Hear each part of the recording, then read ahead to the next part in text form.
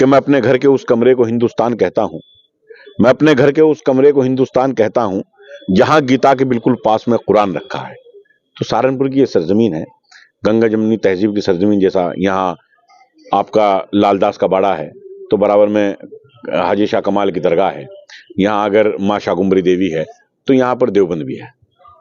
आज हम पहुंचे हैं उत्तर प्रदेश के जनपद सहारनपुर में और हमारे साथ मशहूर बिलाल सहारनपुरी जो शायर हैं वो हमारे साथ मौजूद हैं। उनसे बात करते हैं कि कहीं ना कहीं लोकसभा चुनाव को किस तरह से देखते हैं। आपका स्वागत है न्यूज़ इंडिया 11 पर। आपका भी बहुत बहुत खैर मकदम है जनाब। शायर साहब, किस तरह से देखते हैं आगे लोकसभा चुनाव है तो क्या कुछ कहना चाहेंगे, किस तरह की राजनीति देख रहे हैं?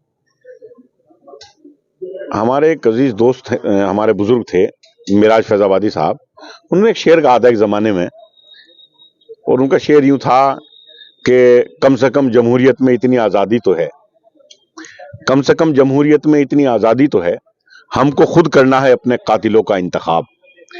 बात आगे बढ़ी और मैंने चार मिसरे यूं कहे कि यूं ही नहीं किसी के भी धोखे में आ गए, यूं ही नहीं किसी के भी धोखे में आ गए, हम दिल की मानते थे दिलासे में आ गए, और हमको जमहूरियत का ये नुकसान भी हुआ, हमको जमहूरियत का ये नुकसान भी हुआ, हम अकलियत थे दूसरे दर्जे में आ गए। तो आजकल हालात यही है, सब नफरत की राजनीति हो रही है। हमारा काम मोहब्बत का है, हम मोहब्बत बांटने का काम करते हैं। अच्छा, एक तरफ भारतीय जनता पार्टी है जो विकास की बात कर रही है और आप कह रहे हैं कि मोहब्बत की बात करनी चाहिए, तो किस तरह से होगी मोहब्बत की बात? आपको लगता है कि विकास हुआ है?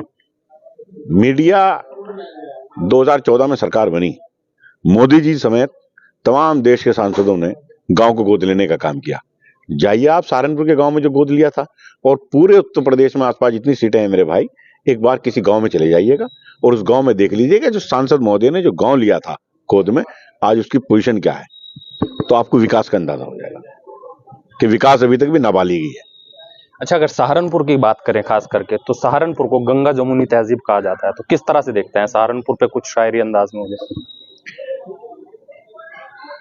मेरा शेर है कि अगर मिलना कभी चाहोगे हमसे, पता इतना बताकर पूछ लेना, कहाँ रहता है वो बेबाक शायर, सहारनपुर आकर पूछ लेना।